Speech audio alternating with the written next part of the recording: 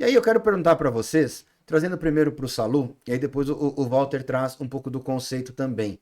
Salu, hoje você falou agora há pouco sobre a jornada do cliente. E para você entender a jornada do cliente, o quanto que é importante você conseguir identificar verdadeiramente a dor do cliente. Bom, a dor primeiro. Você precisa fazer uma consulta, uma anamnese, ou seja, estudar bem onde o cliente está inserido, para você fazer perguntas que façam sentido para ele, para que ele revele para você, que às vezes a dor ela é algo que o cliente nem tem identificado. E aí você precisa ajudá-lo a identificar. Essa preparação, essa sensibilidade que o vendedor precisa ter nesse momento é fundamental. Porque a partir daí ele vai conseguir engajar a pessoa nessa jornada. Ou seja, o cliente pode ter uma dor que ele já sabe, ou ele pode ter uma dor que está lá escondidinha e que o vendedor precisa, nas perguntas certas, tendo um conhecimento muito pleno. E aí é onde entra a questão da preparação, que a gente está falando Falando tanto aqui. bastante, né? É verdade, Salu. Você citou agora há pouco o Neil Hackham, Walter. E o Aham. Neil Hackham no Spin Selling, e a gente vai falar bastante de Spin Selling porque nós não somos só apaixonados por Spin Selling e ministramos os treinamentos baseados em Spin Selling, mas a gente utiliza o Spin Selling na nossa abordagem de venda. Então a gente fica muito confortável para falar sobre isso. E ele chama a dor de necessidade. Só que ele divide em duas: as necessidades implícitas e as necessidades que precisam ser explicitadas. Fala um Isso. pouquinho dessas dores pra gente, por favor. Bom, tudo começa com o problema. Porque a verdade é o seguinte: se o seu cliente não sabe que tem um problema, Ele não ele tem. não tem um problema, quem tem é você, entendeu? Então ele precisa saber, ter consciência de que ele tem um problema. Se ele não sabe, o jogo está zerado. E qual é a importância de trazer esse problema à luz? Imagina que o seu cliente tem a opção para o seu concorrente. Você precisa trazer à luz algum problema do seu concorrente. Algum problema que muitas vezes não é percebido pelo seu cliente. Porque é a partir deste problema, ou dessa situação problema, que ele vai ter, vai conseguir raciocinar as necessidades implícitas que ele tem em relação de solução deste problema. Então você traz o problema do seu cliente à luz e ele surge para ele a necessidade implícita de resolver esse problema. Por exemplo, imagina que você tem uma empresa de manutenção, você faz manutenção em represas. E aí, seu cliente já tem uma empresa que faz serviço para ele. Você vai fazer uma vistoria como fornecedor e você descobre lá uma fissurinha, uma fissura, uma rachadurazinha. Aí você vai e fala para o seu cliente, olha, tem uma fissura na represa. Ele fala, é mesmo? É, poxa, eu não sabia. Mas assim, o pessoal está administrando aí, faz a manutenção, né? Ah, não, beleza. Na próxima visita, você vai para ele e fala, olha, a fissurinha que eu vi da outra vez estava com 2 centímetros, agora ela está com 4. É 100% de aumento no tamanho dessa fissura. Isso aconteceu no intervalo de tempo X. É algo que você precisa resolver. Nesse momento, a necessidade implícita vem à luz. E ele começa a pensar, realmente o problema existe, mas isso ainda não está comprometendo o meu negócio aqui. Na terceira visita, você fala, olha, aumentou mais. E agora eu vim te alertar, você precisa fazer alguma coisa. Quando ele fala, poxa, eu preciso resolver isso, essa necessidade que era implícita se tornou explícita. Ele fala, eu preciso resolver isso. É quando você vem com as soluções para esse problema do cliente. Ou seja, ele não sabia, ele não tinha ideia do problema que existia. É você que tem a obrigação de trazer esse problema à luz para resolver esse problema depois com uma estratégia de perguntas de necessidade.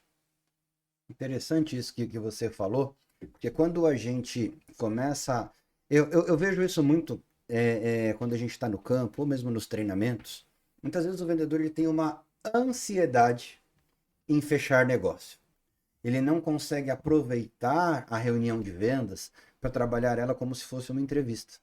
o Salu falou algumas vezes, de uma maneira muito, com muita propriedade, a importância de você fazer a investigação. Você disse no começo, existe uma estrutura no processo que antes da declaração de benefícios você precisa fazer uma investigação.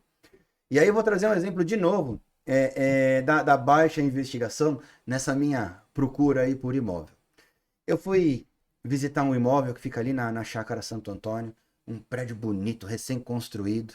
E às vezes a minha mulher, ela dá uma surtada. Ela resolveu olhar a cobertura, gente. Eu falei, Jesus Cristo, ela tá dobrando o preço do apartamento, o preço do condomínio, tá duplicando tudo. Já tá difícil de achar um normal. Imagina o que é vezes 2, né? Mas legal, vamos lá olhar. Bonito. Você vai lá no último andar, você olha aquela vista maravilhosa, né?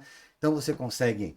De um lado você vê o Brooklyn, do outro lado você vê aquela vista para Marginal, com aqueles prédios imponentes, não sei o quê. Ia ser maravilhoso morar lá. Mas o ponto não é esse.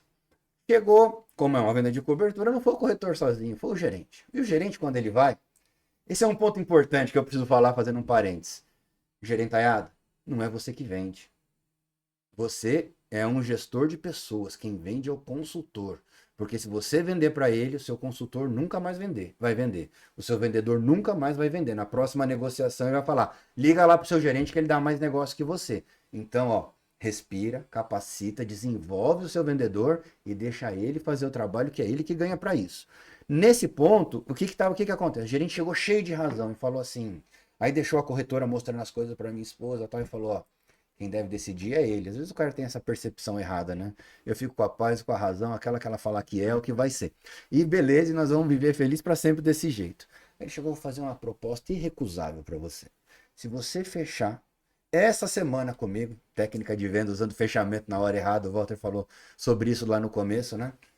Se você fechar essa semana comigo, eu te dou todo o projeto arquitetônico de graça. Você não vai gastar um centavo com o arquiteto. Eu falei, poxa, que oferta boa, obrigado. Vou pensar. Aí eu pensei comigo mesmo. A minha cunhada é arquiteta.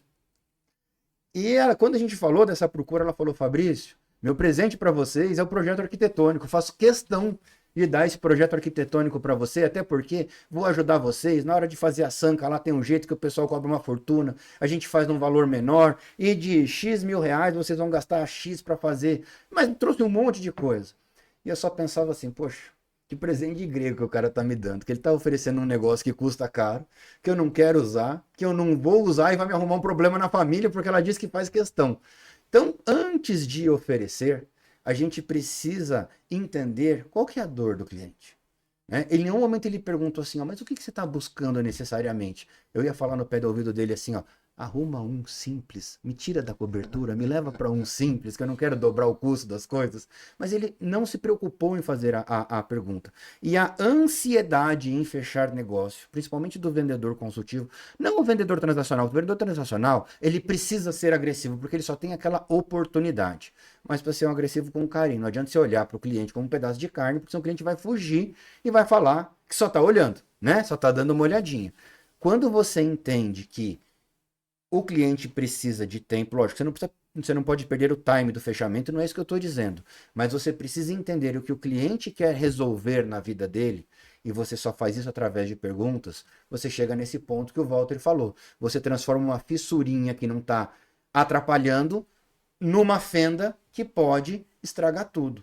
E aí, nessa hora, a gente fica próximo de trabalhar algo que também é muito confundido pelos vendedores, que são as características, as vantagens e os benefícios. Quando você fala de característica, a gente cansou de ver isso, né? E é muito repetido nos treinamentos de vendas durante toda a história. Ó, não venda características, venda benefícios. Mas aí o vendedor, ele confunde de uma coisa fundamental. Vantagem não é benefício. Vantagem é tudo aquilo de bom que o vendedor tem. Quando o gerente da corretora falou para mim, olha, eu te dou o projeto arquitetônico, era uma vantagem, mas não foi um benefício. Benefício é aquilo que resolve a dor do cliente, né, Walter? Exatamente. Por que você tem que trazer o problema à luz? Para poder vender o benefício. Porque aí você é muito mais assertivo. E a chance de você ter objeções diminui absurdamente, porque você está resolvendo o problema do cliente. quando você começa sem identificar os problemas, as dores do cliente, a lançar um monte de vantagem em cima de vantagem, a maior possibilidade que tem é de você ter de volta objeções.